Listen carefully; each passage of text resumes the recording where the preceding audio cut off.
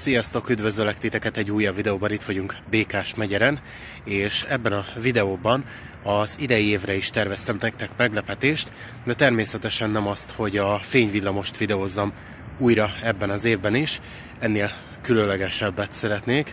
Szintén fényjárműről van szó, de nem villamos, hanem hévről, ugyanis idén közlekedik a fényhév, illetve a Mikulás év. Mi ezek közül a fényhévet fogjuk majd elkapni.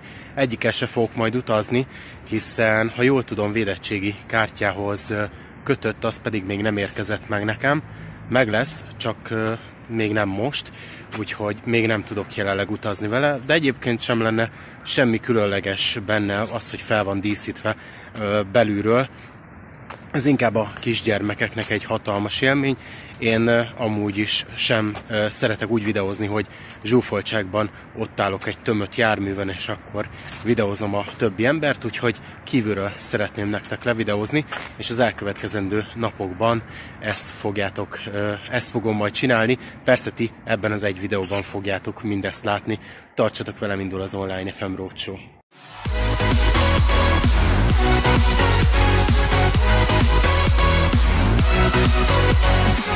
Most már be is álltunk pozícióba, közben egy Ikarus 280-ast láthattok. De ezért jó, hogyha békásiak vagytok, mert én beálltam ide gyakorlatilag a régi hévállomáshoz. Hát kérdés az, hogy jó lesz-e a fényviszonyok. Próbáltam itt tesztelgetni elhaladó járműveken, de elhoztam az akciókamerát is, úgyhogy azzal pedig fotózni fogunk, amennyire csak lehetséges. Mindjárt kiderül, mert elméletben ugye csak indulás volt megadva, hogy Szentendréről 17:48-kor indul, és hát nagyjából úgy számoltam, hogy 18 óra 3-4 felé fog ideérni, úgyhogy pár perc múlva érkeznie kell.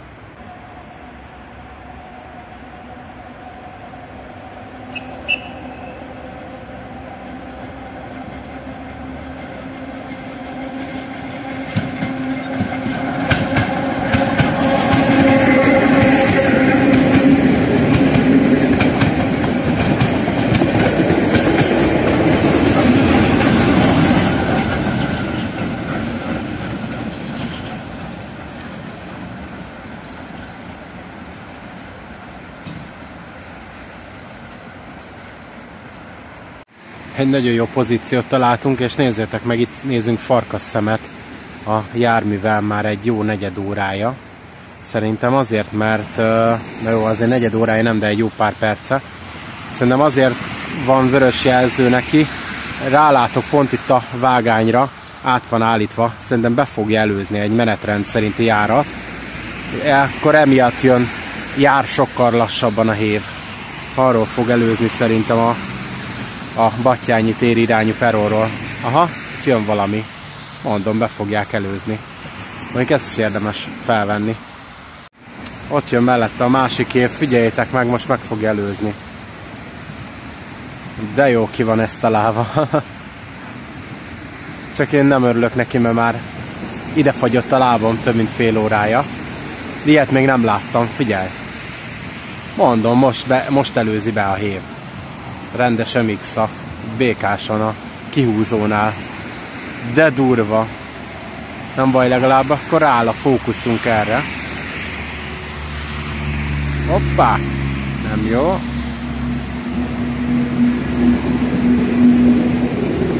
Ha így jó lesz. Mondom, most előzte be. Mindjárt kapja a szabad jelzést.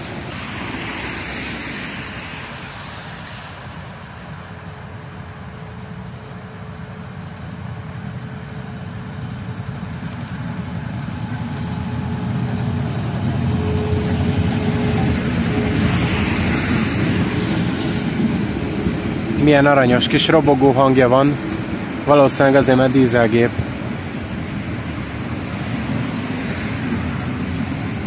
Most dízelgép viszi, nem a villanymozdony. Már nagyon sötét, már nem nagyon látni semmit. Nem látni a tigrist a végén.